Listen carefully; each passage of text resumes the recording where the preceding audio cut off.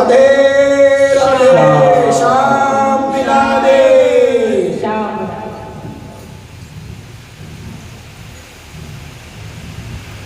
कस्तुरी तिलकं ललाट पटली वक्षस्थली कौस्तुभं नासाग्रे वरमौक्तिकं करतले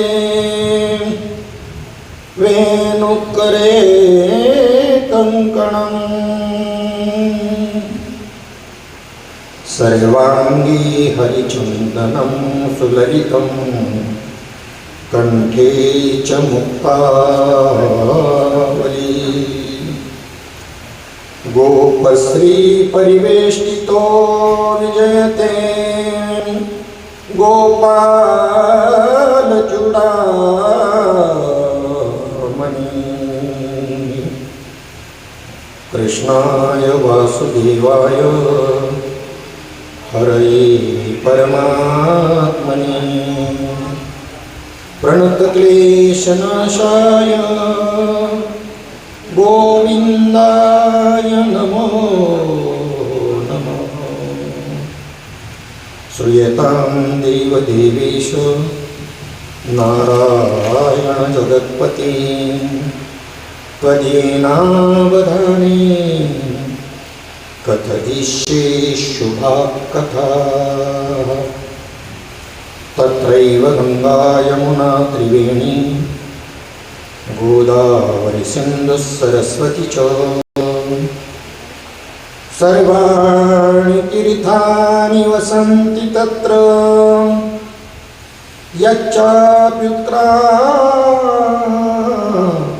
यत्राच्युतोदारकथा प्रसंग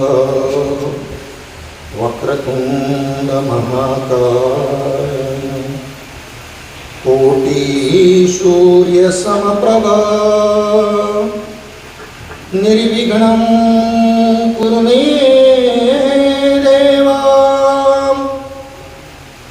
सर्वकार्येषु सर्वदा सरस्वती नमस्तुभ्यं वरदे कामरूपिणी विद्यारम्भं करिष्यामि सिद्धिर्भवतु मे सदा चिन्ता सन्तानहन्तारो यत्पादाम्बुजरेणवः स्यानान्तान्निजाचार्यान् प्रणमामि पुनः पुनः। नमस्ते भगवन् व्यास वेदशास्त्रार्थकोविद ब्रह्मा विष्णु महेशानां मूर्ते सत्यवती सुत सत्यवती सुत सत्यवती सुत शुकरूप प्रबोधन्य सर्वशास्त्र विशारद एतत्कथा प्रकाशेन मत् अज्ञानं विनाशय। श्री गणेशाय नमः। श्री सरस्वती नमः। श्री गुरुभ्यो नमः। श्री भगवते गोपाल कृष्णाय नमः। श्री नारदादि भागवतेभ्यो नमो। ब्रह्मानंदं परमसुखदं केवलं ज्ञानमूर्तिं द्वन्द्वातीतं गगनसदृशं तत्त्वमस्यादिलक्ष्यम् एकं नित्यं विमलमचलं सर्वधी साक्षीभूतं भावातीतं त्रिगुणरहितं सद्गुरुं तन्नमामि सद्गुरुं तन्नमामि। नमामि सद्गुरुं शान्तं सच्चिदानन्दविग्रहं पूर्णब्रह्मपरानन्दम् ईशं आलन्दिवल्लभं। नमो सद्गुरु तुकया ज्ञानदीपा नमो सद्गुरु सच्चिदानन्दरूपा नमो सद्गुरु भक्तकल्याणमूर्ति नमो सद्गुरु भास्करा पूर्णकीर्ती। स्वयी भानुजो भानु आराधला तयाचा कोणी दीपको दिव्य जाहला हरिभक्ती लागो नितारी समस्ता। नमस्कार त्या श्री संत एकनाथा श्रीपादनाथं गुरुराजवर्यं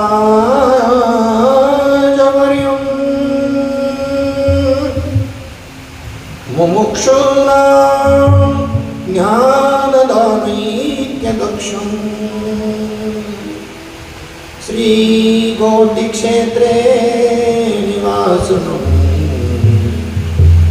तन्नमामि वेदान्तविद्यावरिष्ठम् तन्नमामि वेदान्तविद्यावरिष्ठम्।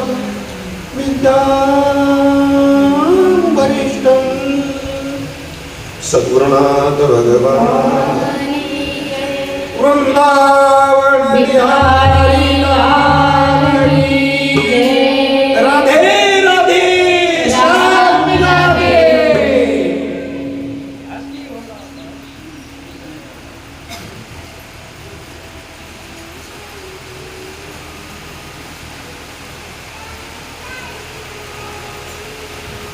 गेल्या 5 वर्षापासून श्रीमती रंजनाबाई किसनराव गोते यांचा अभिष्ट चिंतन सोहळा आता या वर्षीचा हा 19वा अभिष्ट चिंतन सोहळा आहे।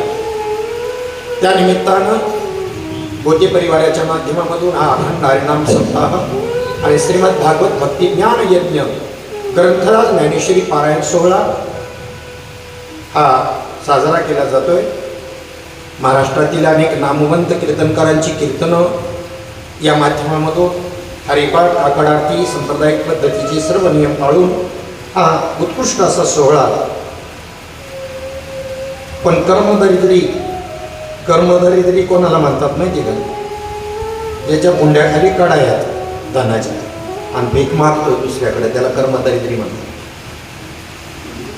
अण्णांनी डिक्लेअर केलं, सगळ्या ग्रुपला सगळीकडून महाराष्ट्रभर पसरला मेसेज की सगळ्यांची ती राहण्याची जेवणाची राहण्याची सगळी व्यवस्था या ठिकाणी होईल।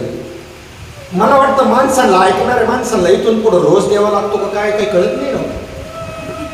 हा काय खरंच असं वाटतंय की इथून पुढं किती समाज त्यांना याच्यातलं गांभीर्य कळत नाही, ह्याचं कारण मीमांसा कळत नाही की पैसे जास्त झाले म्हणून करणे का कोणाचे बी।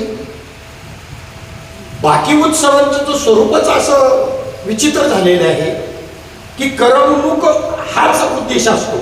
छत्रपती शिवाजी महाराज असो, सर्व बाबासाहेब आंबेडकर असो, आपले जे काही थोर महात्मे आहेत, क्रांतिकारक आहेत, त्यांचे उत्सव आम्ही फक्त समाज साजरा करतो केवळ एन्जॉय करण्याकरता। अरे एन्जॉय करायला काय दुसरं काहीच नाही का काय? त्यांच्या जीवनातलं थोडंसं तरी आमच्यामध्ये उतरलं तरी तो सोहळा संपन्न झाला। आणि प्रत्येक गोष्टीचं स्वरूप ठरलेलं आहे। जरा इतर धर्मियांकडे वळून पहा, त्यांच्या कोणत्याही धार्मिक कार्यामध्ये अशी इडीस पिडीस गाणी आणि नको ते नाचणं कधीच चालणार नाही। म्हणून आज संपूर्ण जगतामध्ये खूप शिकण्यासारखे त्यांच्यापासून एकही विचित्र गाणं आणि कोणतेही सांस्कृतिक याच्यामध्ये त्यांच्या कोणत्याच नाही। आपलं उद्देशच तो आहे। कसं काय ह्याचे फल आहेत। श्रीमद भागवत सप्ताह जो आहे ना, याच्या कथा श्रवणातून मुक्ती प्राप्त करणारा असं हे ज्ञान आहे. तुम्ही म्हणाल हे वेगळं आहे का काय? आम्हाला जे सद्गुरू श्रीपाद बाबा रामदास बाबांकडून मिळाले त्याच्यापेक्षा वेगळं आहे काय या ग्रंथात? काय तुम्हाला प्रश्न पडेल कदाचित, हे काय हा कशा करता उपक्रम? ज्ञानेश्वरी पारायण जे आहे हे कशा करता? ज्ञानेश्वरीचा जो वाचक असेल, या ग्रंथांची जे वाचक आहे त्यांच्या हे लक्षात आल्याशिवाय राहणार नाही की हे ग्रंथच तुम्हाला दिलेल्या ज्ञानाचा परिपाक करण्याकरता आणि बुद्धीचा निषेध करण्याकरता, तुमच्या वृत्तीचं आवरण जाण्याकरता एक साधन आहे महावाक्याचा उपदेश. आणि वृत्तीचं आवरण केल्यानंतर पुढे तुम्हाला हेच करायचंय, अन्य काहीही करायचं नाही. करू हरीचे कीर्तन, करू हरीचे कीर्तन,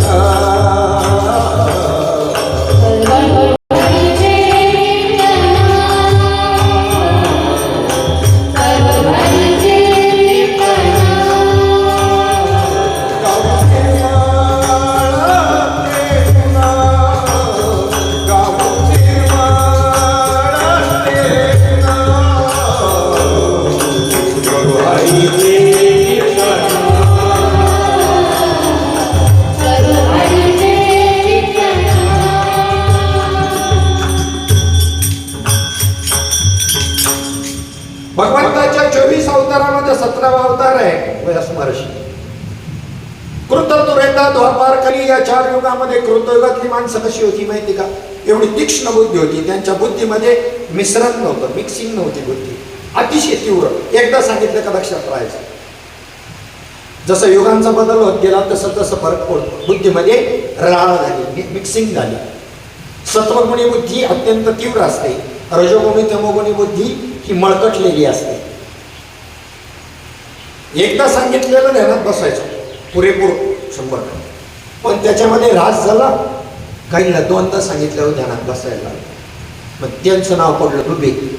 2दा सांगितल्यावर लक्षात राहायचं, एकदा नाहीच लक्षात राहायचं, त्यांचं नाव पडलं डुबे. काहींना 2दा सांगून मी लक्षात नाही, 3दा सांगावं लागायचं, मग ध्यानात राहायचं, त्यांचं नाव पडलं त्रिवेदी. काहींना 4 वेळेला सांगावं लागायचं, त्यांचं नाव पडलं चतुर्वेदी. 5 वेळेला सांगावं लागलं, ध्यानात राहायचं, त्यांचं नाव पडलं आडनाव पडलं पांडे. ही अशी तरा झाली.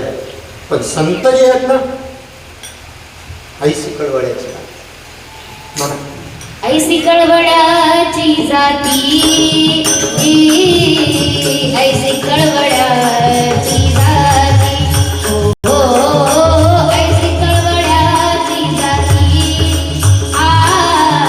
ऐसी कळवळ्याची जाती, हो ऐसी कळवळ्याची जाती, ऐसी कळवळ्याची जाती,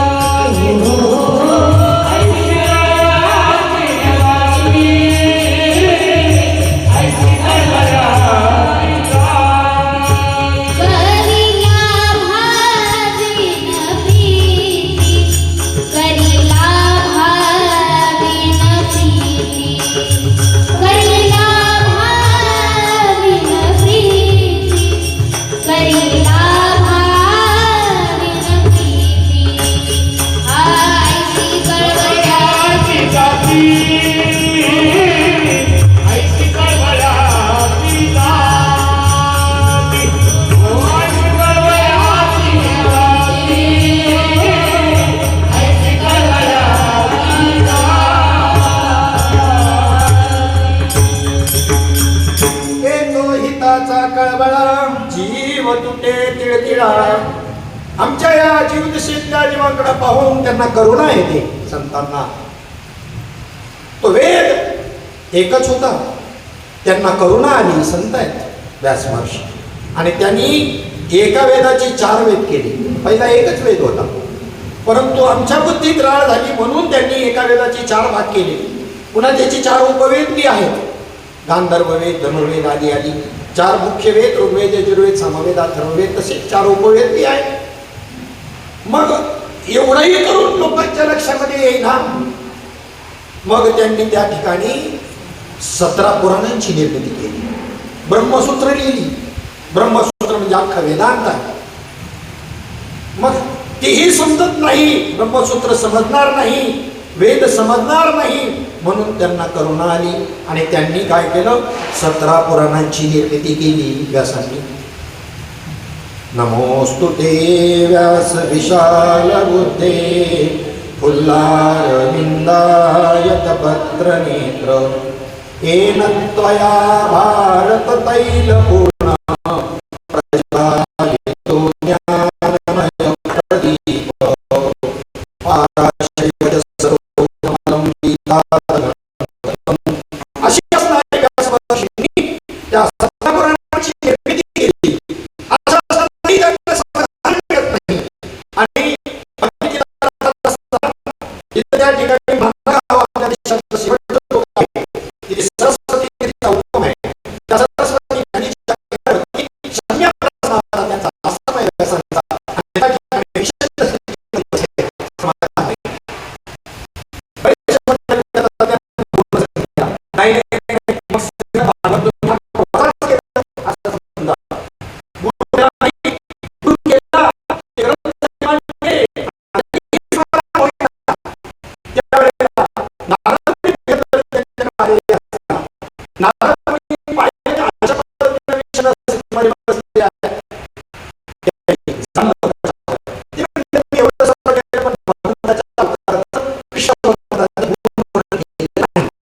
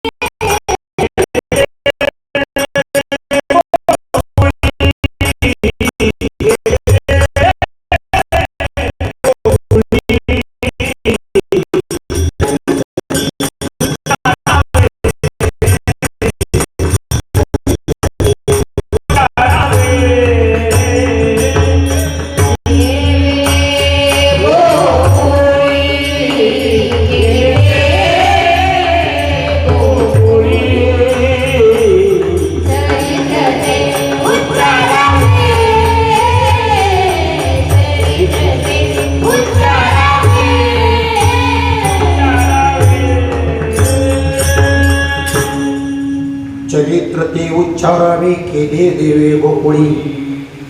हा दंड काय साधकाला. तिकडे ती वृत्ती गेली ब्रह्मास्मीची वृत्ती की व्यापकतेला गेल्याशिवाय राहणार नाही. ची तुमच्या वृत्तीवरचं आवरण एकदा निघाल्यानंतर भगवंताच्या कथेमध्ये, भगवंताच्या कीर्तनामध्ये, भगवंताच्या भक्तीमध्ये त्याला जी तन्मयता प्राप्त होते. इथं दुसरं काहीच करायचं नाही. एकरूपता तन्मयता प्राप्त करायची, दुसरं काहीच नाही. तिथे आनंद आहे. हृदया हृदय एक झाले, ए हृदयीचे ते हृदय घातले, द्वैतन मोडता केले अपना ऐसे अर्जुना. काय केलं हे नेमकं? द्वैत मोडू दिलं नाही, द्वैत ठेवलं. कशा करता? भक्तीचा आनंद लुटण्याकरता. द्वैतातच भक्ती घडते आणि द्वैतात भक्ती घडतच नाही. त्याला भक्ती म्हणतो कोण? दोन्ही पॉइंट लक्षात घ्या. द्वैतात भक्ती कशी घडेल? भक्त याचा अर्थ जो कधीच अभक्त नाही, देवापासून जो कधीच विभक्त नाही, त्याचं नाव आहे भक्त. भक्तीची व्याख्या पहा. हो का तरंगो लहानी परी सिंधोसी नाही भिन्नो, तैसा ईश्वरी मी आणून हेची मा, ऐसे निवास वरसे दृष्टी जे उल्लसे, ते भक्ती पै ऐसे आम्ही म्हणो. पाण्याचा तरंग आणि लाट ही समुद्रापासून जशी वेगळी नाही, तर ईश्वरापासून मी तसा वेगळा नाही, याला भक्ती असं म्हणतात. आणि पुढे त्याचे दोन प्रकार माऊलींनी केले. चक्राकच मारली. व्यभिचारी भक्ती आणि अव्यभिचारी भक्ती. देव आणि आपण वेगळं समजणं, याला कोणती भक्ती म्हणलंय? व्यभिचारी भक्ती. साधा शब्द नाही वापरला.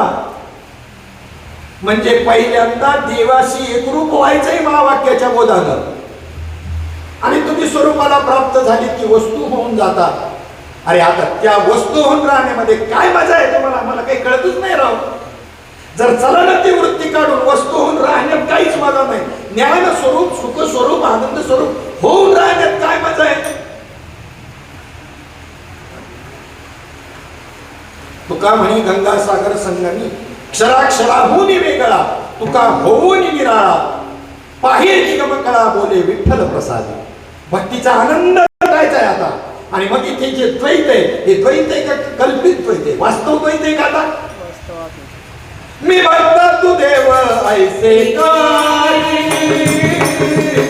मी भक्त तू देव ऐसे काही, मी भक्त तू देव ऐसे काही,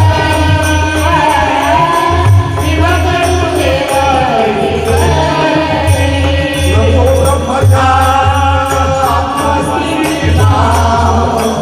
नको ब्रह्मचा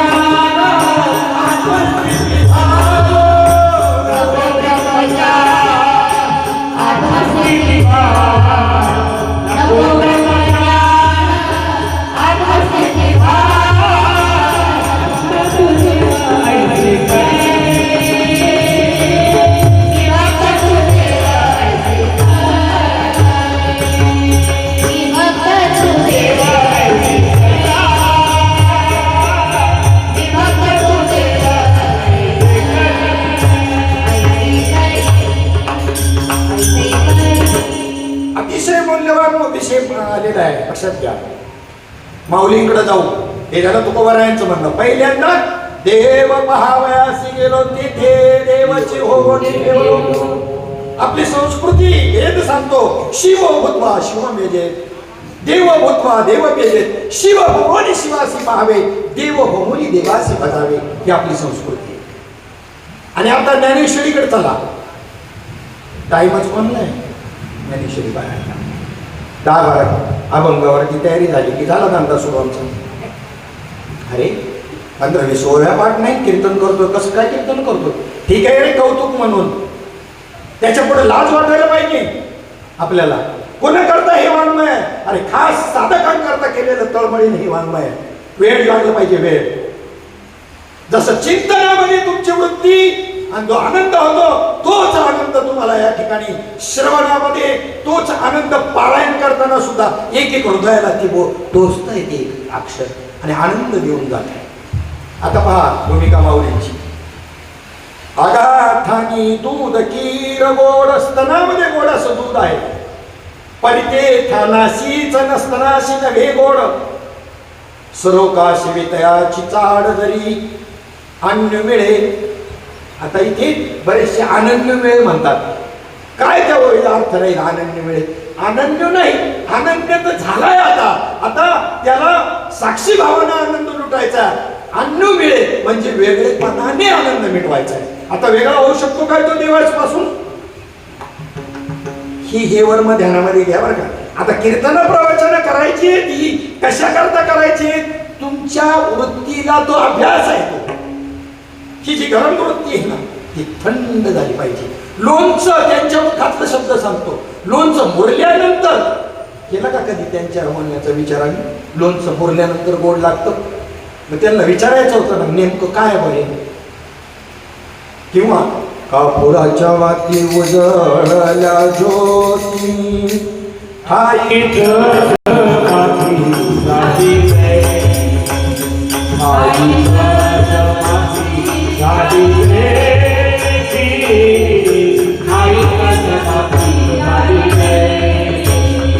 कापुराच्या वाती उजळल्या ज्योती आईच्या समाधी झाली जैसी. आईच्या समाधी झाली जैसी.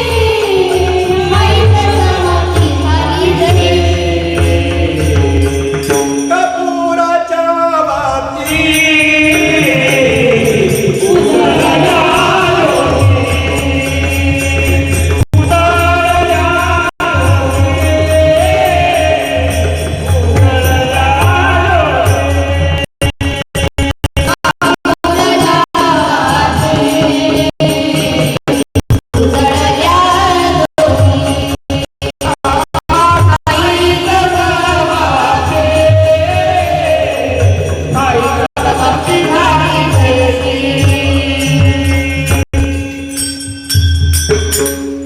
काय उदाहरण दिलंय हरिपाठामध्ये. आमचं तसं वहिनावर तसंच व्हायला पाहिजे. खाली स्वरूपात स्वरूपाच्या ठिकाणी स्फुरण सुद्धा नाही. नीट शास्त्राचा विचार समजून घ्या. जे तुमचा अहम ब्रह्मास्मी आहे ना ही माया आहे. माहिती का तुम्हाला? शास्त्राने नीट पाहिलं तर पहिलं स्फुरण ब्रह्माच्या ठिकाणी निर्माण झालं अहम ब्रह्मास्मी. पण चला मी देहाच्या संबंधाने माझे हे जाण्याकरता मी स्वीकारलंय ते अहम ब्रह्मास्मी. कशाकरता स्वीकारलंय? माऊली म्हणतात अज्ञान जाऊन ज्ञानही दुरे. जरा डोक्यात घ्या जरा. अज्ञान जाऊन अज्ञान घालवण्याकरता ज्ञान स्वीकारलं. अज्ञान जाऊन ज्ञान जर उरलं तर कसं होईल? डॉक्टरचं जे औषध आहे ना तुमचं जेवढा आजाराचं प्रमाण आहे ना जेवढा आजार आहे ना शरीरात त्या मापातच औषध द्यावं लागतं. 250 मिलीची जर गोळी असेल ना तर 500ची दिली तर रिॲक्शन होत असते. मग बँड जर त्या ठिकाणी झालं तर ऑपरेशन करावं लागतं. आता बँडावरच आहेत बरीचशी मंडळी. हे सांगतोय डोक्यात घेत नाही. विसरायला सांगतोय काय तुम्हाला आम्ही? तुम्ही कधीच विसरू शकत नाही परमात्म्याला. तुम्ही करून पहा बरं. आता मला परमार्थ करायचाच नाही असं ठरवा. एक 15 दिवस करायचं बंद कराल तर जास्त व्हायला लागलं. जरा वर्म डोक्यात घ्या. काय होईल? करायचं बंद कराल ना आम्हाला चैनच पुढे पडते. काही ना काहीतरी करीतच राहतो. मी पारायण करतो, मी कीर्तन करतो, मी प्रवचन करतो, मी परमार्थ करतो, मी वारी करतो, मी परिक्रमा करतो. हे कर्म आहे ना हे जीवाचं लक्षण आहे. याला जीवभाव म्हणतात. कर्तृत्व आणि भोक्तृत्व कोणाचे लक्षण आहे? मग परमार्थ जरी करत असेल तरी जीवच आहे अजून तो. जेव्हा कर्तृत्व भाव आपल्यामध्ये राहणार नाही मग बरोबर आहे. मग आता जीवभाव राहिलाच नाही. म्हणून इथे पहिल्यांदा कोणत्याही ग्रंथामध्ये प्रवेश करताना विचारलं जातं हा ग्रंथाचा उपास्य दैवत कोणता आहे? दैवत तर कळलं पाहिजे. उपासना ज्याची करायची त्याचं स्वरूप तर कळायला पाहिजे ना. बाबा म्हणायची सोप्या भाषेमध्ये तुमच्याकडे पाहुणे ओळखीच्या माणसाला रामराम तर कोणीही भेटत त्याला रामराम. गावाला चाललं कोणलाही रामराम टाकला तरी काय एवढा फरक नाही पडायचा. पुण्याचे भामटे जर भेटले तुम्हाला राम घातला रामराम म्हणले ना बिगर ओळखीचा तुम्हाला पांजर पळत धावला त्याने. हा तुम्हाला माहिती नाही अजून पुण्याचे बाबा मी त्याच्यातलाच आहे. पांजर पळत धावला तुम्हाला. म्हणून ओळखीच्या माणसाशिवाय रामराम नाही करायचा. मुंबईचा मवाली पुण्याचा भामटा. मुंबईचा मवाली बरं तुम्ही जर न विचारता जर ओळख नसताना रामराम केला का तुम्हाला तुम्हाला कुठली पलीकडे काय सगळं काढून देतील आणि मोकळा पाठवतील घरी, कपडे सुद्धा घेतील काढून. तेव्हा ओळखीच्या माणसालाच रामराम आहे, त्याच्या पुढचा सिद्धांत श्रीपाद बाबा सांगायचे. मग तुमचा राम ओळखून राम राम चाललाय का न ओळखता चालला? काय वेदांत सांगितला महात्म्यानी, तरी काय म्हणतात महामूर्ख, बाबांनी पुढे वेदांत सांगितला. असल वेदांत हा फक्त सोप्या भाषेत व्यावहारिक भाषेत सांगितला म्हणून आम्हाला वाटत नाही वेदांत सांगितला. जाऊ द्या, नसल वेदांत सांगितला. तुम्हाला जे महावाक्य दिलंय तो बोध दिलाय ते वेदातलंच महावाक्य आहे का दुसरं काही आहे? मग वेदांत नाही सांगितलं तर काय सांगितलं सांगा.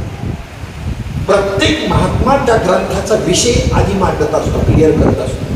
ग्रंथाचा विषय काय, ग्रंथाचं उपास्य दैवत कोणतं, ज्याची उपासना करायचं त्याचं स्वरूप आम्हाला कळलं पाहिजे.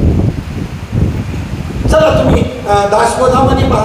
दासबोधात प्रवेश करताना रामदास स्वामींनी सांगितलं, ब्रह्मा सृष्टीचा निर्मिता, विष्णू प्रतिपाळिता, रुद्र संहार करता, या तिघांसही निर्मिता कोण आहे, तो देव ठाई पडेना तरी यमयातना चुकीजेना. ब्रह्मा उत्पत्ती करतो, विष्णू काय करतो, सांभाळ करतो, आणि रुद्र संहार करतो. या तिघांना निर्माण करणारा कोण आहे, तो देव ठाई पडला पाहिजे, म्हणजे जन्म मरण चूक. कोणाची उपासना चालली आमची, जी चाललेली आहे आमची म्हणतोय मी, जनरल म्हणतोय, तुम्हाला ते वचन लागू पडत नाही. तुम्ही एका महान सद्गुरूला शरण जाऊन योग्य ध्येयापर्यंत पोहोचलेली मंडळी आहेत तुम्ही. पण इतरांकरता हा शब्द वापरावा लागतोय. इथे आम्ही ज्याची उपासना करतो, रामदास स्वामी सांगतात तो असा आहे, ब्रह्मा विष्णू महेश यांचा निर्माण करणारा जो देव आहे ना, त्याची आम्ही उपासना करतो. ज्ञानेश्वरीच्या पहिल्या ओळीमध्ये उपास्य दैवत सांगितले, ओम नमो जिहाद्य वेद प्रतिपाद्य जय जय संवेद्या आत्मरूपा देवा तुझी गणेशू. त्याच्यातही कर्मकांडांनी पहिल्यांदा एवढा असूनही ह्या प्रतींमध्ये श्री गणेश आयनमा टाकले आणि मग ओम नमो जिहाद्या. त्यांच्या बुद्धीला काय म्हणावं, हा तर वेगळेपणा दाखवायचा माऊली ज्ञानोबारांना. आमचा गणेश कोणता आहे, श्री गणेश आयनातला गणेश नाही आमचा. तो श्री गणेश आयनमा जो आहे ना इतर ग्रंथामध्ये, तो शंकराचा पोरगा आहे, आणि आम्ही ज्याची उपासना करतो शंकराचा बाप आहे. नीट समजून घ्या मी काय म्हणतो, वर्ग समजून घ्या. तुकोबारायांकडे राहू जातात. ओंकार प्रधान रूप गणेशाचे, जे तिन्ही देवांचे जन्मस्थान, जे तिन्ही देवांचे. आकार तो ब्रह्मा, उकार तो विष्णू, मकार महेश जाणेला. ऐसे तिन्ही देव जेथून उत्पन्न, तो हा गजानन माय बाप. ज्या गणेशाची आम्ही उपासना करतो तो कोबाराय सांगतात, ब्रह्मा विष्णू आणि महेश याचा बाप जो आहे ना, तो गणपती आम्ही पुजतो. माऊलींचं सांगितलं, दासबोधाचं प्रमाण सांगितलं, तो कोबारा यांचं सांगितलं. याचा अर्थ अवताराचं पूजन करू नका असं मला म्हणायचं नाही बरं का, आपली संस्कृती आहे. परंतु देव कळणार नाही. त्यांचं जे मूळ स्वरूप आहे ना, ते मूळ स्वरूप मी समजून सांगतो. त्यांचं मूळ स्वरूप पहा. पुढे एक प्रमाण आहे, भजन करी महादेव.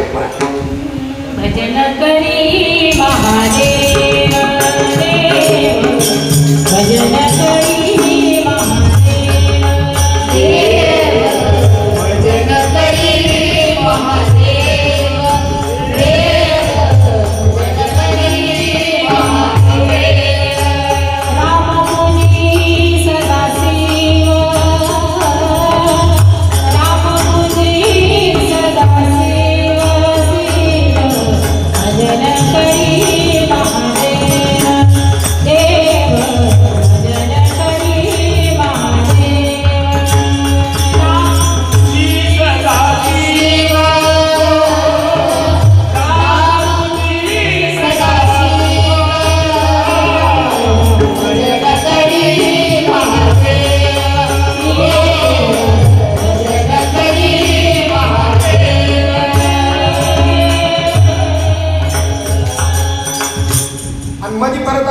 म्हणायचं असतं. तुम्हाला माहित नाही काय मला वाटतं श्रीराम जय राम जय जय राम. बरं झालं नाही म्हणले, माझं काम थोडं हलकं केलं तुम्ही. त्याच्यामुळे तो गोंधळ नाही राहा मध्ये अजून श्रीराम जय राम टाकून द्यायचं, काही संबंध नाही त्याचा. हा म्हणजे हा त्याचं भजन करतो तो याचं भजन करतो असा अर्थ किती मूर्खपणा आहे बघ. हा त्याचं भजन नाही करत आणि तो त्याचं नाही करत, दोघं एकाचं भजन करतात. माहिती का तुम्हाला? त्याचं शेवटचं चरण पाहायचं म्हणजे दोघं एकाचंच भजन करतात हे लक्षात येईल. तिथपर्यंत जायला टाईम पुढे, तिथपर्यंत जातच नाही ना. जनी म्हणे आत्मा एक, त्याचं शेवटचं चरण आहे. सर्वाठाई सदोदित, यांनी मेळ बसवला वरचा, कोण कोणाचं भजन करते याचा. कसा परमार्थ चाललाय मला काही कळत नाही. बघा तुम्ही जरा विचार करा. चला एक एक संतांचा पुरावा आपला चाललेला आहे. जनाबाईचा पुरावा सांगितला. कोणाचं भजन करणार?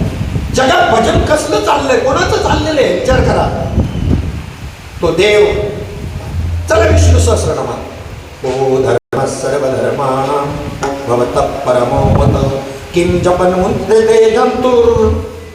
हे सगळे जीव मात्र कोणाचं भजन करतात? मग भीष्म उवाच. भीष्माचार्यांनी हे सांगितलेलं आहे. काय? विष्णू सहस्रनाम कोणाला कोणी सांगितलेलं आहे? भीष्माचार्य शरपंजरी पडलेले असताना युधिष्ठिराने त्या ठिकाणी किमेकं दैवतं लोके किम अप्येकं परायणं स्वन्तक्तं भवचन्तं प्राप्नुर् मानवाशुभम्. आणि त्यावेळेला प्रश्न विचारला, हे सगळे कोणाचं भजन करतात? पहा, ग्रंथाचा विषय कळल्याशिवाय मजा नाही. विषय आणि प्रयोजन कळलं पाहिजे. ज्याचं भजन करायचं त्याचं स्वरूपच समजलं नाही, कसा अनुभव येईल? विष्णू सहस्रनामामध्ये सुद्धा हाच प्रश्न पहिल्यांदा विचारला. ओ धर्म सर्वधर्म किमेकं दैवतं लोके.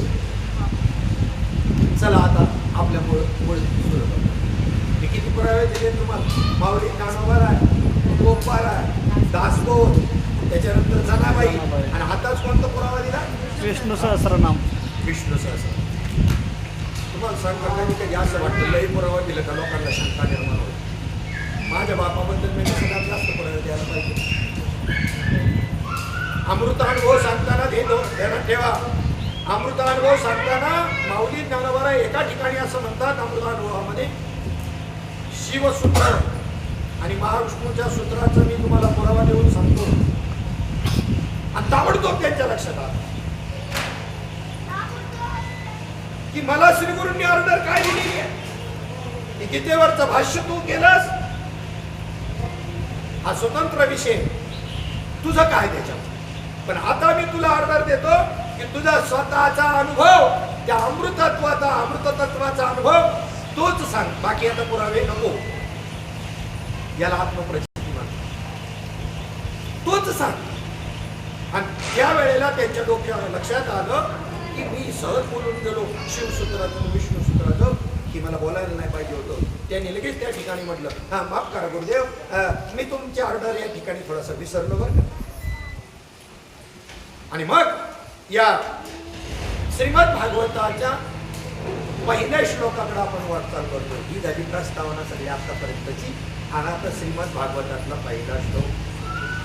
सच्चिदानंद रूपाय विश्वोत्पत्त्यादि हेतवे तापत्रय विनाशाय श्रीकृष्णाय वयम्. आम्ही त्या श्रीकृष्णाची उपासना करतो. कोणत्या? तुम्ही कोणत्या कृष्णाची करता माहित नाही, पण आम्ही त्या कृष्णाची उपासना करतो जो सच्चिदानंद रूप आहे. सच्चिदानंद. आणि जो विश्वोत्पत्त्यादि हेतवे, विश्वाच्या उत्पत्तीला कारण आहे. आणि ज्याच्या स्मरणाने आध्यात्मिक अधिदैविक आणि अधिभौतिक तिन्ही तापांचा नाश होतो, अशा कृष्णाचं आम्ही स्मरण करतो. लोक जे कृष्णाचं भजन हे करतात ना, त्यांना अनुभव काय येत नाही, तर त्यांचा जो कृष्णच कळला नाही, संतांचा कृष्णच नाही कळला. सकाळी कीर्तनामध्ये साक्षी हरी हरी हरी बोल. बऱ्याच जणांना ज्ञान नाही. कृष्णाला हरी हा शब्द संत वाङ्मयात वापरला, कारण कृष्ण हरिरूप होता म्हणून वापरला. पण त्याच्यामुळे घोटाळा असं झाला ना, स्पेशल विषय मांडायच्या ऐवजी लोक कृष्णालाच हरी समजू लागली. लोक कृष्णालाच हरी समजू लागली. तसं नाहीये ते, ध्यानात ठेवा. जो राम आहे, रामकृष्ण हरी आमचा मंत्र आहे ना, मग राम जो आहे तोच काय आहे, कृष्ण आहे. जो राम आहे ना, 7व्या अवतारात जो राम होता तोच पुढे कृष्ण अवतारामध्ये कृष्ण झालेला आहे. मग आता द्विरुक्ती हा दोष आहे, दोनदा सांगणं संतांच्या दृष्टीनं दोष आहे. म्हणून त्यांनी त्या ठिकाणी काय केलं, हरी शब्द हा द्विरुक्ती वाचक नाही वापरलेला. जो राम आहे तोच कृष्ण आहे आणि तो तुमच्यामध्ये हरी रूपाने आहे. हरी हा व्यापक सर्वागत, हा तव मुख्यत्वे वेदांत. हरी कसा आहे, व्यापक आहे. मग या ठिकाणी शिव शिव दोन्ही हरिरूपी तरंग, सिंधू तो अभंगने हरी. हरी हा शब्द ब्रह्माला म्हणलेला, ब्रह्मदेव नाही, ब्रह्म कशाला म्हणलेले, त्याच्यावर शिव आणि शिव दोन तरंग आहेत, एक छोटी लाट आणि मोठी लाट. आणि हरे हा एवढा व्यापक आहे. आणि तो तुमच्यामध्ये कसा आहे, तर आत्मरूपाने आहे. आत्मा परमप्रिय हरी, त्याचे कीर्तीचा नाम घोष भारी. तो प्रगटल्या अंतरी, पातका उरी पुढे कैसी. नाथ महाराज सांगतात हरीचं स्वरूप आत्मा परमप्रिय हरी, त्याचे नाम घोष भारी. तो प्रगटल्या अंतरी, पातका उरी उरी कैशी. म्हणजे जो राम आहे तोच कृष्ण आहे, तो तुमच्यामध्ये आत्मरूपाने आहे, त्याला हरी असं म्हणतात. ज्ञानदेव मनी भजा आत्मदेवा, आणि अखंडित सेवा करा त्याची. एक हरी आत्मा जीव शिव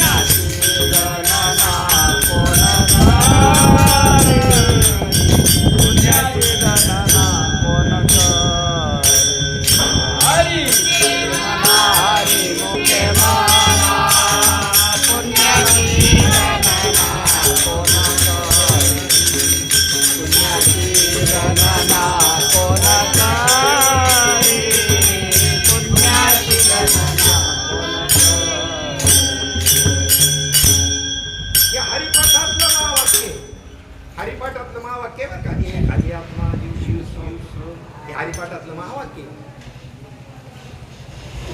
हरी आत्मा, कुणी त्याला जीव म्हणतं, कुणी शिव म्हणतं. हे सगळे चारही एक आहेत आणि कसे आहेत, सम आहेत. म्हणजे आत्मस्वरूपाचं वर्णन कर. सर्व साधू संतांचा खटाटोप आहे. कशाचं वर्णन करणार, आत्मस्वरूप. शंकराचार्यांकडे जा, अजून कोणत्याही संतांकडे जा. काया ही पंढरी आत्मा हा नांदतो केवळ. भावभक्ती भीमा उदक चांगले, परवा शोभता हे पांडुरंग. कोणती भाव आणि भक्ती म्हणजेच भीमा आणि चंद्रभागा. भाव आणि भक्ती म्हणजेच भीमा आणि. आम्ही पंढरपूरला जाऊन नदीत आंघोळ करतो का चंद्रभागेत करतो? म्हणून तर वर्षानुवर्ष आमच्या बुद्धीमध्ये काही बदल व्हायला तयार. मी निषेध नाही करत, मी बी पंढरीचा वार करी, करायलाच पाहिजे ती, परंतु समजून घेऊन करा असं आमचं म्हणणं आहे. भाव आणि भक्ती ही आहे भीमा आणि चंद्रभागा. आणि मग आता वृत्तीवरचं आवरण गेलं आणि मग तुम्ही तिथे जे स्नान करा आणि ते भीमा त्या ठिकाणी भिवरीमध्ये आहे, चंद्रभागेमध्ये. अन्यथा पाण्यातच स्नान केल्यासारखे जर समजून नाही घेतलं. सर्व साधू संतांचा हा आटापिटा आहे, आत्मा समजून घ्या. अमृतानुभवातल्या 5व्या प्रकरणामध्ये सच्चिदानंद पदत्रय विवरण याच्यामध्ये सांगितलंय, पहिल्यांदा तुम्हाला इथे ती पदवी प्राप्त करायची. तुकोबारा एका ठिकाणी सांगतो, आयुष्याच्या साधने सच्चिदानंद पदवी घे.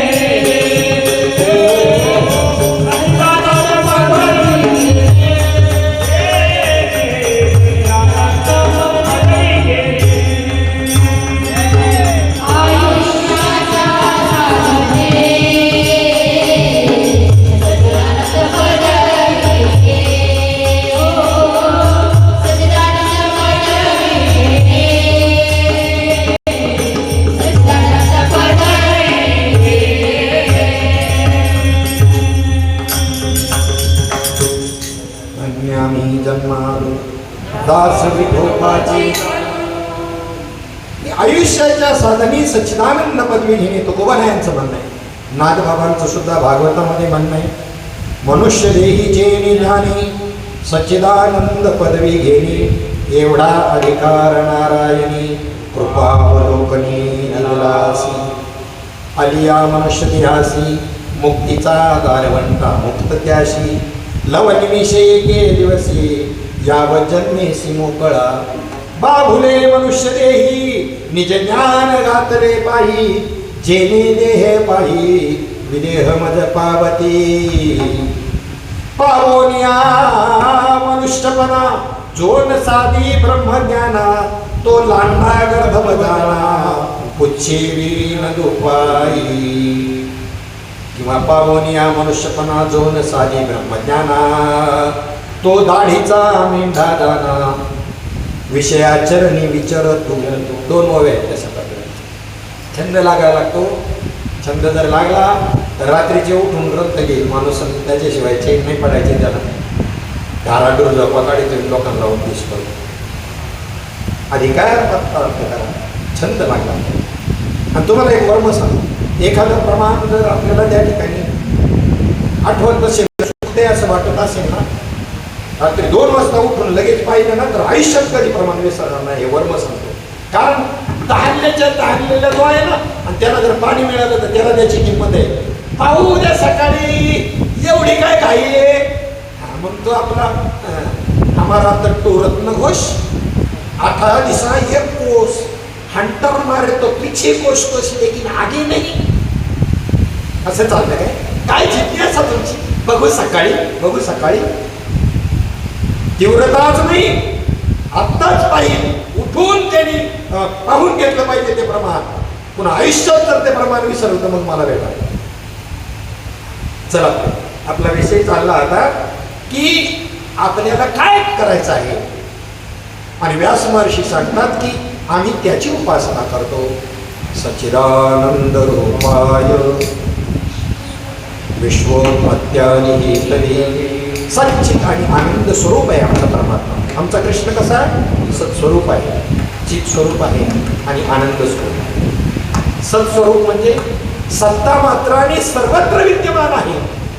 सत्ता मात्राने चाले हे शरीर कोणाची असते, चाले हे शरीर कोणाची असते, चाले हे शरीर कोणाची असते, चाले हे शरीर कोणाची असते, चाले हे शरीर कोणाची असते, चाले हे शरीर कोणाची असते, चाले हे शरीर कोणाची असते, चाले हे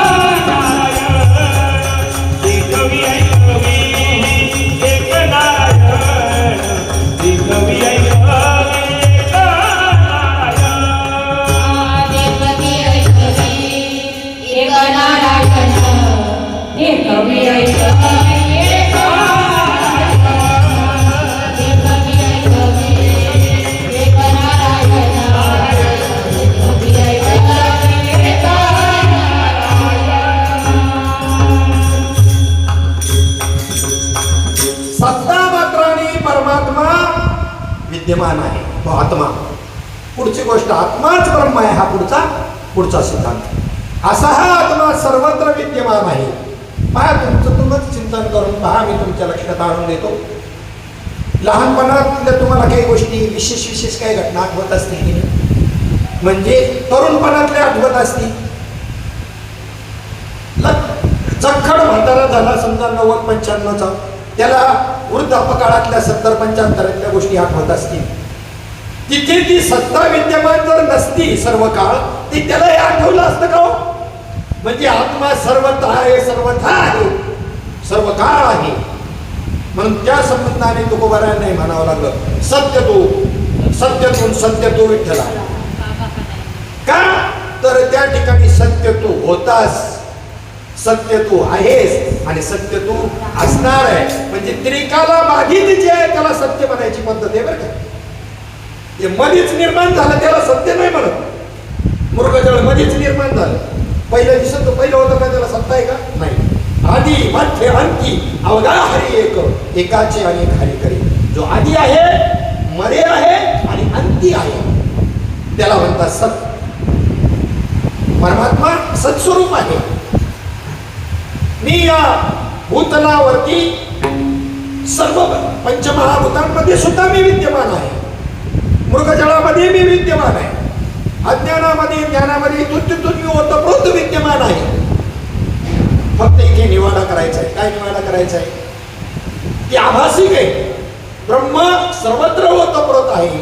त्याच्यावर जे निर्माण झालं, जे भासायला लागलं जगत वगैरे जे भासायला लागलं ना, ते तुमची आपली भासमानता आहे, जगत नाहीये.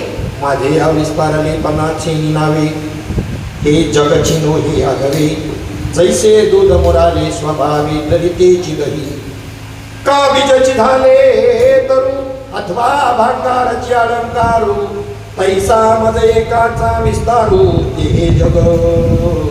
मीच विस्तारत गेलो आणि हे जगात सगळ्या गोष्टी मीच आलो.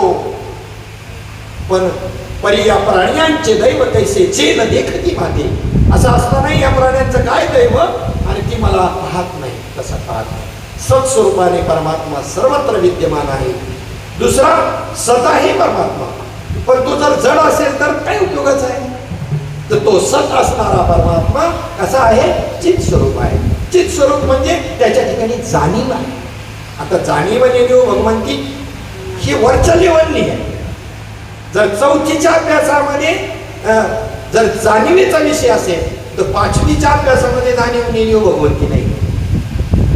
वर्गानुसार भूमिका येत नाही त्याच्यात. जाणीव नेणीव भगवंती नाही हे 5वीच्या अभ्यासात. पण 4थीच्या अभ्यासामध्ये जड ठरल ना तो. म्हणजे जाणीव पाहिजे की नाही त्याच्या ठिकाणी. तो त्या जाणीवेमध्ये अडकत नाही हा पुढचा भाग आहे. पण जाणीव आहे की नाही त्याच्या ठिकाणी. जाणीव नसेल तर जड नाही का ठरणार. मग तो जाणीव स्वरूप आहे. अधिक चित म्हणजे ज्ञान स्वरूप आहे. कसा आहे? जो सत आहे तो चित स्वरूप आहे आणि सत आहे, चित स्वरूप आहे, ज्ञान स्वरूप आहे. पण आम्हाला दुःख देत असेल तर मग काय उपयोग? तर म्हणले नाही नाही नाही, तो सत्स्वरूप आहे, चित स्वरूप आहे, अधिक आनंद स्वरूप आहे. कसा आहे तो? साधू संत गेले आणि कुठे राहिले? वैकुंठी राहिले, कैलासी राहिले. असं का? आनंदी राहिले. तुमच्या आपल्या सर्वांचं ते आनंद हे तुमचं आपलं मूळ स्वरूप आहे, आनंद. आणि म्हणून या ठिकाणी जो सत आहे तोच चित आहे, तोच काय आहे? आनंद रूप आहे. सगळ्या ज्या काही खटाटोपी चालल्या त्या कशा करता चाललेल्या? परपंच जरी करतात माणसं, कशा करतात? आनंदा करतात. होत नाही तो भाग वेगळा. लग्न करतात, कशा करतात? झालं का नाही ज्याचं झालं त्याला विचार, झालं का नाही त्याचं झालं त्याला विचार. अजून ज्या ज्या गोष्टी आहेत, समजा मारामारी करतात, कशा करता? म्हणून आनंद करता. पार्टनर नाही तुमच्या बद्दल पण आनंद करताच. हा जिंकलो मी, त्याला कसं हरवलं, त्याची कशी जिरवली, आनंद झाला त्याला त्याची जिरवल्याची. म्हणजे याच्या सगळ्या गोष्टी आनंद करता आहे. त्याचे कारण तुमचं मूळ स्वरूप कसं आहे? आनंद स्वरूप आहे, सच्चित आनंद.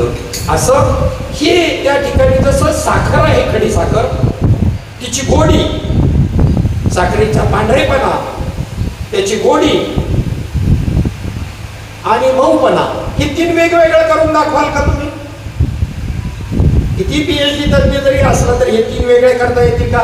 जर एक जरी त्याच्यापासून वेगळं केलं तर खाली कोळसाच हाताला लागत, कार्बन, दुसरं काही नाही लागणार. काय हे तीन वेगळं करायचं ठरलं तर तसं हे तीन सत आहे, तेच चित आहे, तेच आनंद स्वरूप आहे. हे तीन वेगळं नाही. साखरेची गोडी, साखरेचा मऊपणा आणि पांढरेपणा हे तिन्ही एकच आहे. आता पहा बरं का, जर त्याला सत म्हटलं, चित आणि आनंद स्वरूप जर म्हणलं तर ते कधीतरी असत होणार आहे, ते दुःखरूप असणार आहे, ती जड असणार आहे, असा भाव तयार होईल. म्हणून फक्त समजून घेण्याकरता आणि त्याची जिज्ञासा मुमुक्षुत्व निर्माण होऊन तुम्ही त्याचं होण्याकरता ती मांडणी आयुष्याच्या साधने सच्चिदानंद पदवी घेणे. पण सच्चिदानंद पदत्रय विवरण जर प्रकरण वाचलं 5वं अमृतानुभवातलं तर म्हणले परमात्मा सच्चिदानंद स्वरूपी नाही. आता घ्या, अगोदर मात्र काय सांगितलं? सच्चिदानंद स्वरूप आहे. कोणा करताय हा? सब थोडे 12% नाही होते पैसा. चौथीतल्या पोराला सांगितले आयुष्याच्या साधने सच्चिदानंद पदवी घेणे आणि 5वीला गेल्यानंतर सच्चिदानंद पदत्रय विवरणामध्ये असत आमच्या अनुभवाला येते, मुर्गजळ आमच्या अनुभवाला येते, असत येते, सशाची शिंग असत आहे, गंधर्व नगर म्हणजे ढगांची नगर असत आहे. पण त्या असताच्या व्यावृत्ती करता आम्ही सत्शब्द वापरला माऊली म्हणतात. परमात्मा किंवा आत्मा सच्चिदानंद स्वरूप नाही. 5वीचा अभ्यास अजून 4थीतूनच निघायला मागा. 4थी शिवाय 5वी नाही. पहिलं ध्यानात ठेवामध्ये शंका निर्माण होणार नाही, खंडन मंडन नाही. एकदा सांगते आयुष्याच्या साधने सच्चिदानंद पदवी घेणे. आता सांगतायत की तुम्ही सच्चिदानंद नाही आहे म्हणजे काहीतरी कारण नाही ना त्याचं का? तर त्या ठिकाणी ती गोष्ट समजून घेतल्यानंतर कोणा करताय? मुमुक्षु करताय, साधना करताय आयुष्याच्या साधने. आणि सिद्धांतशीला गेल्यानंतर त्यांच्या सभेमध्ये हीच भाषा चालत नाही. सिद्धांच्या सभेमध्ये अरे परमात्मा पहिलाच त्या ठिकाणी स्वतंत्र आहे, तो ना असत आहे, तो ना असत आहे, तो ना चित आहे, तो ना आनंद स्वरूप आहे, ही भाषा आहे. स्वयं असणारा जो आहे, सूर्याला कोणत्या प्रकाशाने पाहायचं? सूर्याला कोणत्याच प्रकाशाची गरज नाही ना, तो स्वतःच स्वयं काय आहे? स्वयंप्रकाश आहे. मग तो स्वतःच सच्चिदानंद स्वरूप मूलतः आहे. तर तुमच्या सच्चिदानंद म्हणण्याने त्याला लांछन लागत एवढा अरुवार आहे ब्रह्म.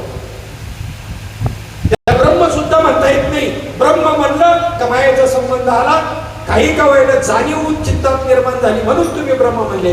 आणि जाणीव आणि कल्पना हेच मायेचं स्वरूप आहे. ब्रह्म राहील का? आता ब्रह्म ज्याला सहन होत नाही तर सच्चिदानंद सहन होईल का? म्हणून तुमची आपली जी अवस्था होते ना, वाचा आंघोळली तिच्या तिथं, हे लक्षण का आपल्याला सद्गुरूच्या कृपेनं अनुभवायला येतं? तर ब्रह्म अवाच्य आहे. कसं आहे? अनिर्वचनीय आहे. अनिर्वचनीय 6 गोष्टी आहेत. एक ब्रह्म जे आहे ना, हे अनादी असणाऱ्या 6 गोष्टी आहेत. अनादी ब्रह्म अनादी आहे, त्याला असं इसपेसन नाही, आधी नाही कोणताही. ब्रह्म अनादी आहे, माया अनादी आहे. ध्यानात ठेवा. ब्रह्म ज्या वेळेला त्याच वेळेला ब्रह्म ही जाणीव चित्तात निर्माण झाल्याबरोबर माया आहे तिथे हे समजून जायचं. माया अनादी, जीव आणि ब्रह्म आणि मायेचा संबंध ही तिसरी गोष्ट आहे. तो ती अनादी आहे, तो संबंध आहे अनादी. जीव भी अनादी आहे, ईश्वर भी अनादी आहे. आणि जीव आणि ईश्वराचा संबंध सुद्धा कसा आहे? अनादी आहे. अनादी. आता हे सगळे अनादी आहेत 6 पदार्थ, पण अनादी अनंत फक्त ब्रह्म आहे आणि बाकीचे सगळे अनादी शांत आहेत. त्यांना शांत म्हणजे त्याला काय लिमिट आहे? मायेला लिमिट आहे, माया राहत नाही. भगवंताला जाणल्यानंतर भगवंताच्या भक्तांना माया नसते, ज्ञानी पुरुषाला माया नसते. दैवी यशे गुणमयी मम माया दुरत्यया, जया सद्गुरुतारू पुढे जे अनुभवाचे कासे गाढे, जया आत्मनिवेदन तरांडे आकळले, येणे उपाये मज भजले, हे माझी माया तरले, पर्यायसे भक्त विपाईले बहुबस नाही. म्हणजे माया तरता येते, म्हणजे मायाला काय आहे? लिमिट आहे. म्हणून ब्रह्म अनादी अनंत आहे, पण माया अनादी शांत. आणि ब्रह्ममायेचा संबंध हा सुद्धा अनादी जरी असला तरी शांत आहे, राहत नाही ना. मग जीव अनादी आहे पण शांत आहे. जीवदशा बाद होती की नाही? श्री गुरुवार त्याच्याकरताच जायचंय ना. जीवदशा, जीव द्यायचा आहे म्हणजे असा जीव नाही द्यायचा पडेल. मंत्राला रोडी लागणारे काही कमी नाही, तर त्यांना बातमी म्हणणारे काही कमी नाही. आलं का लक्षामध्ये? येड्याचा बाजार आणि पेड्याचा पाऊस नाही ते काय हो. मंत्रालयावर रोडी मारली म्हणजे काय काय देवाची भेटी करता असं जीव द्यायचा का? नाही नाही नाही, शिवभाव देवाला द्यायचा आहे. तुका म्हणे पडीन जीव दिला पायातळी, म्हणजे तुका म्हणे शिवभाव देवा पायी ठेवून ते काही न मागती. बघा प्रमाण काय देतात ते? आपला जीवभाव. जीवभाव म्हणजे आसक्ती. जीवभाव म्हणजे काय? प्रपंचिक गोष्टीवर, कोणत्या पदार्थावरती त्यांची काय नाही इच्छा असते बरं का प्रत्येकाला. ब्रह्मज्ञानाला सुद्धा इच्छा असते, जरी झाला संन्याशी तर मध्यान्नाशी तोंडवाशी. इच्छा ही सामान्य आहे आणि ती तीव्र असणे याला वासना म्हणतात, त्याला आसक्ती म्हणतात. ब्रह्मज्ञानाला इच्छा असते, ध्यानात ठेवा. ब्रह्मज्ञानाला भूक लागते, ब्रह्मज्ञानाचे व्यवहार इतरांप्रमाणे चालतात, परंतु ते त्यात आसक्त होत नाही. चला येता का कीर्तनाला? निघाला. तुम्हाला विचारलं येता का कीर्तनाला? नाही, घरी कोणी नाही. मग हाच तर फरक आहे संतांमध्ये ना आपल्यामध्ये. ते वर्तत दिसती देही परी देही ना माझ्या ठाई, आणि मी तयांच्या हृदयी समुद्रासी. ते ज्ञानाचे चालते बिंब, अवयवते सुखाचे गोंब, हेर माणूसपणाची थांब, अलौकिक भाव. अरे तुम्ही त्यांना माणसं म्हणावी, ते काय माणसात राहिलेत का? आम्हाला ही नाती गोती विठ्ठल आमुता सांगाती. हो विठ्ठल आमुता सांगाती, विठ्ठल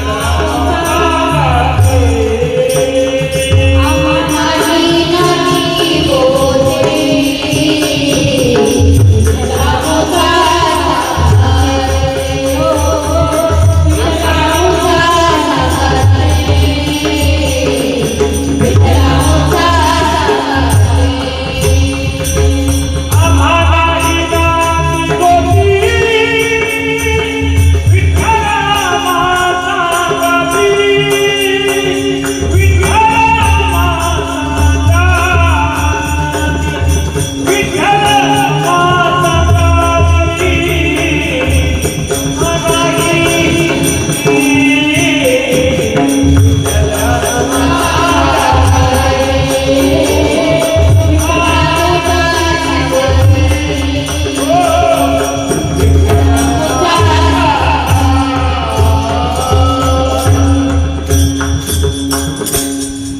आम्हालाही नाती गोती विठ्ठल आमुता आपला विषय चालला होता सच्चिदानंद रूपाय.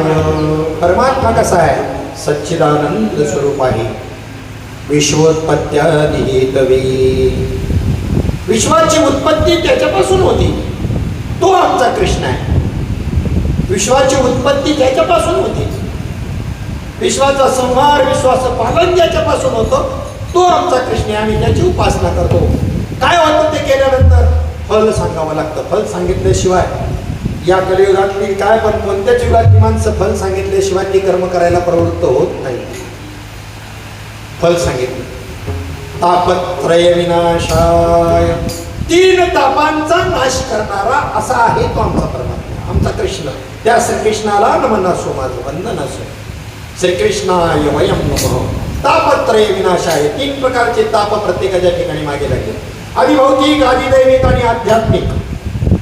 सोपं आहे. एक जो शारीरिक आजार जे आहेत ते, दुसरं जे पापात्मक कर्माचे जे भोग आहेत ते, आणि तिसरं जन्म आणि मरण. या 3 तापांचा नाश करणारा असा आमचा कृष्ण परमात्म्याचे स्वरूप आहे. अनादि निर्गुण प्रगटली भवानी, अनादि निर्गुण प्रगटली भवानी. ओह वैश्यासुर मर्दनानी, ओह वैश्यासुर मर्दनानी. निर्गुण पापानी रावणाचा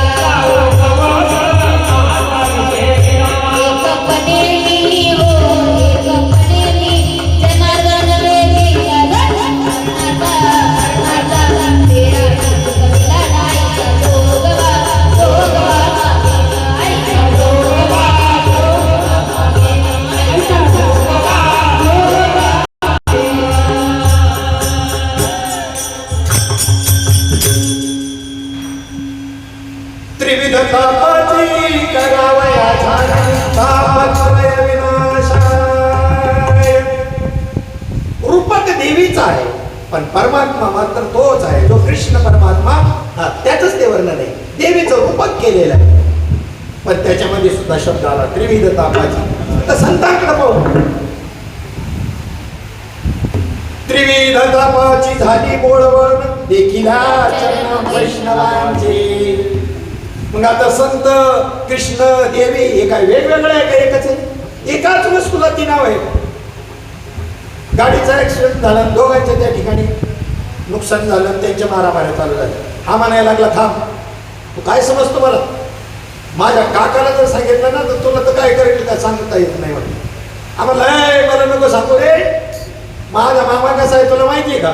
थोड्या वेळाने याचा काका आणि त्याचा मामा आला, तो एकच होता. याचा मामा त्याचा काका होता,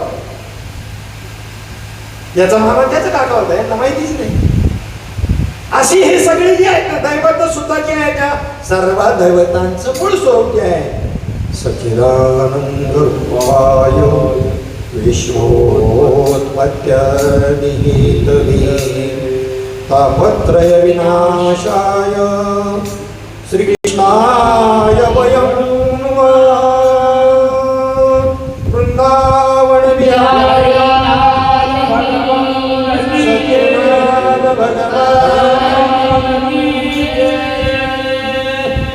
आपला वेळ झालेला आहे. आपल्याला वेळ आहे 3 ते 5:30 पर्यंत वेळ आहे. आपण उशिरा सुरुवात केलं. उद्यापासून माझी नम्र विनंती आहे की 3 वाजता बरोबर आपण कथेला सुरुवात करत जाऊ आणि 5:30 वाजता थांबत जाऊ. आता पुढचा श्लोक घेतला तर आपला पूर्ण होणार नाही. यम प्रवजंत म्हणून एक मुखेत कृतम हा श्लोक ते पूर्ण होणार नाही. तर घ्यायचं आहे अजून आहे आपल्याकडे. जसं आपण सच्चिदानंदप्राय श्लोकावरती थोडंसं चिंतन आपलं झालं, तसं त्या श्लोकावरती चिंतन होणं गरजेचं आहे. या दृष्टिकोनातून आपण या ठिकाणी थांबूया. कारण एक विषय पूर्ण झाला आणि थांबलं ना की मग तो पूर्ण फिट होतो.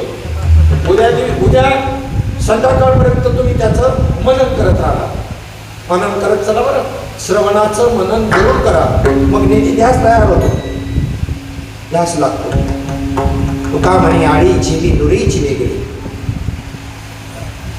तेच प्रमाण नाथ महाराजांच्या भागवतामध्ये बी आलेले नाही का तुकोबारायांचे हेच प्रमाण. भ्रमराचे निध्यासे भ्रमरत्व पाविजे कीटकत्व जाय लोनिया. ब्रह्माचे निध्यासे ब्रह्मत्व पाविजे देहत्व जाय लोनिया. एक आळी पकडून आणते ती पिंगुरटी आणि आपल्या घरट्यामध्ये ठेवते आणि रोज तिला टोची मारते. कारण तिचा संप्रदाय जोपर्यंत ती वळवळ करते तोपर्यंत खायचं नाही. जवळ तुमची वळ चालू आहे ना तोपर्यंत ब्रह्मस्थिती कधीच प्राप्त होणार नाही. जा ही वळवळ थांबली की ब्रह्मस्वरूप व्हायला टाइमच लागणार नाही. वळवळ म्हणजे शरीराची नाही, अंतकरणाची. हे शरीराची किती चळवळ चालू द्या, अंतकरण स्थिर पाहिजे. अंतकरण स्थिर राहते का थोडा वेळ तरी आपलं? हो पाहुणी राहते का? बघा ना जरा विचार करून काय चाललंय ना. असं किती परमार्थ केला, किती जन्म केला म्हणजे फलरूप द्यायला पडेल. सांगा ना, विचार करा. आपण आमच्या मधुकर महाराजांच्या वाणीमधून एक अभंग आपण ऐकणार आहोत. वारीच्या दृष्टिकोनातून आम्हाला वारी जवळ आली की ते आठवतं. तेवढ्या अभंगाने आपण आजच्या कार्यक्रमाची सांगता करूया. कोणता अभंग? मोत्याच्या मला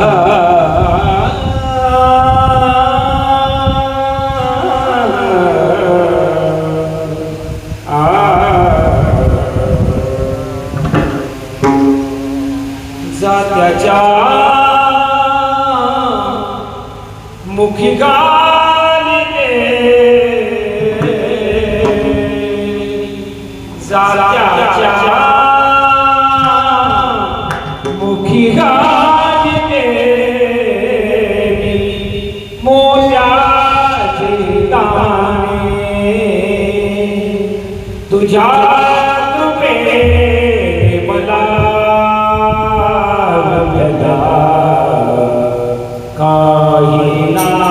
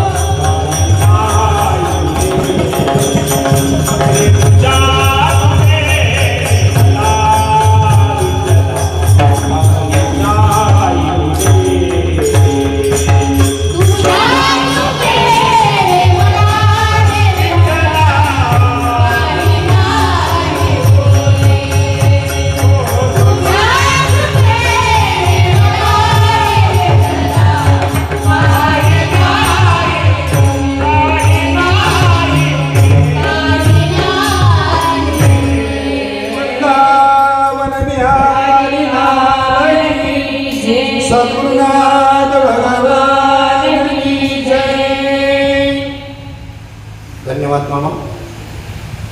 वारीची वेळ लागली आता थोडे थोडे नाही का आली लवकर वारी. ज्यांना ज्यांना हातपाय भगवंताच्या कृपेने व्यवस्थित आहेत ना त्यांनी आनंद घेतल्याशिवाय राहू नका बरं वारीचा.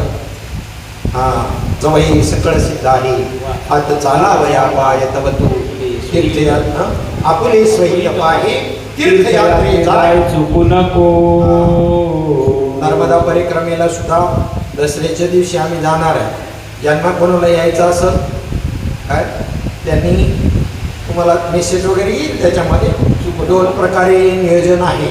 जर समजा त्या ठिकाणी पंढरपूरच्या वारीसारखं नियोजन करण्याचा आमचा प्रयत्न चालला आहे. जसं आपण पंढरपूरला जातो नाचत गात त्या पद्धतीनं आपलं महाराष्ट्राचं वैभव थोडंसं माहिती पडावं या दृष्टिकोनातून नियोजन करण्याचा प्रयत्न राहील. पण पिरियड मात्र अतिशय थोडा आहे, जास्त दिवस नाही बरं का. फक्त 4 महिने येतात. म्हणजे तुम्हाला वाटायचं काय वर्षभर आहे का काय, तसं काय नाही, फक्त 4 महिने का. हे चिदानदी गादिवा तुझा विसर बाबा पुन्हा आई नावडी हेची माती सर्व नरके मुक्ती तन संपदा संपती पुन्हा आई नावडी हेची माती सर्व पहिली म्हण. तू कमळ गर्भवासी, तू कमळ गर्भवासी, तू कमळ गर्भवासी, तू कमळ गर्भवासी. पावने गळवासे पावने गळवासे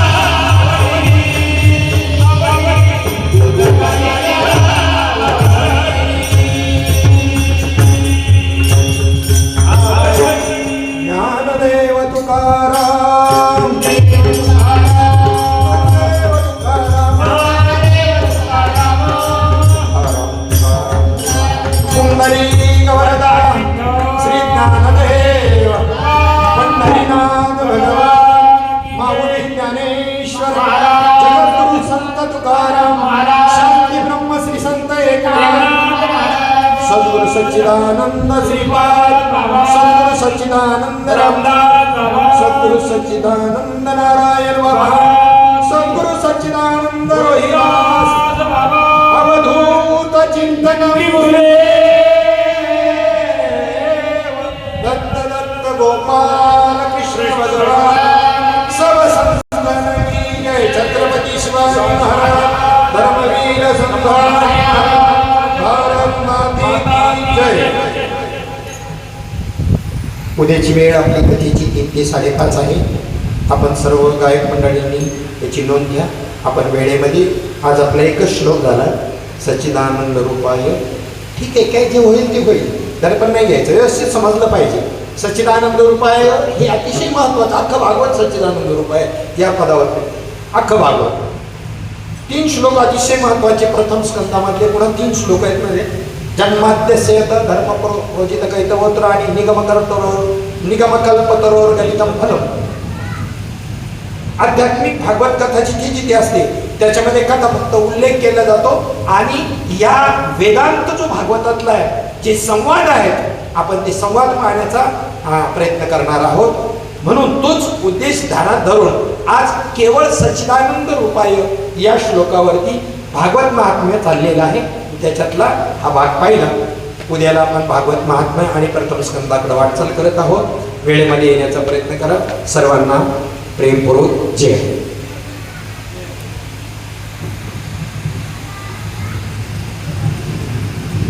जय. आजचा प्रथम दिवस अखंड हरिनाम सप्ताह